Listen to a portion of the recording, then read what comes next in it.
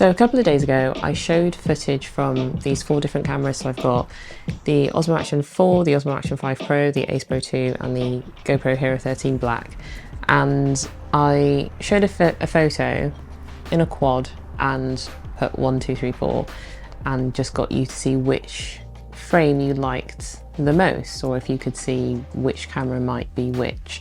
And so I thought I'd put you out of your misery, because I am working on editing the video where I do the Action 5 Pro versus the Ace Pro 2. So I'll share that video in a couple of days because I've not quite finished it yet. But I was going to show some footage from each of these cameras in that video, but I thought I'd just share with you which camera is which, because I'm not going to do the whole video across all 4 cameras, because I already know that the GoPro HERO13, I'm not going to use it. It's one of those cameras that if you're going to shoot in log or you're going to shoot flat, then you can really tweak the footage to look good. But for someone that just wants to pick up a camera and just point and shoot and not have to necessarily think about color grading or necessarily think about the settings too much, then these 3 cameras are definitely the ones to consider. And also, if you're even thinking about low light footage, then the GoPro is just completely not even part of the consideration, because it just does really badly.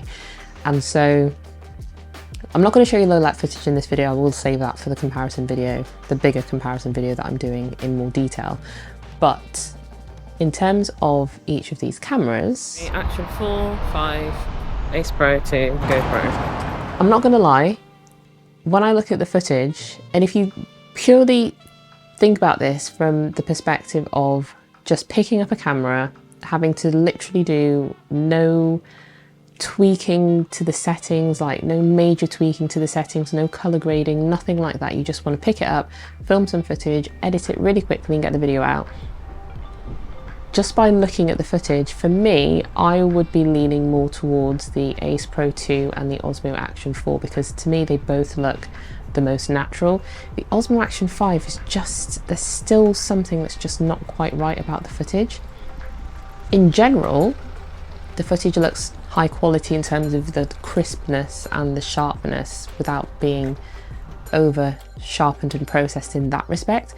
But it's just got this really muddy look, and most of the time it's got really overly HDR looking effects to it. And so I just feel like until that's sorted out, if shooting in the normal color profile, it's just the Action 4 for now, because it just still looks really good. It does a great job.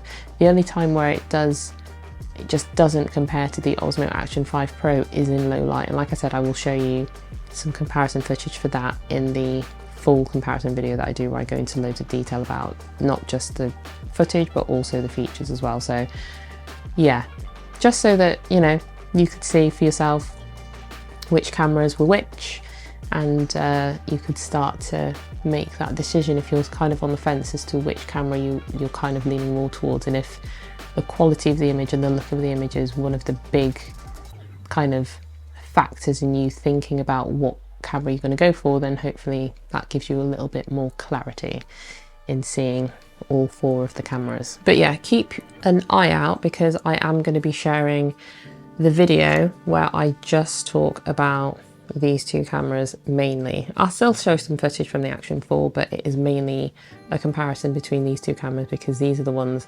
that I have had the request about the most. So keep an eye out for that video.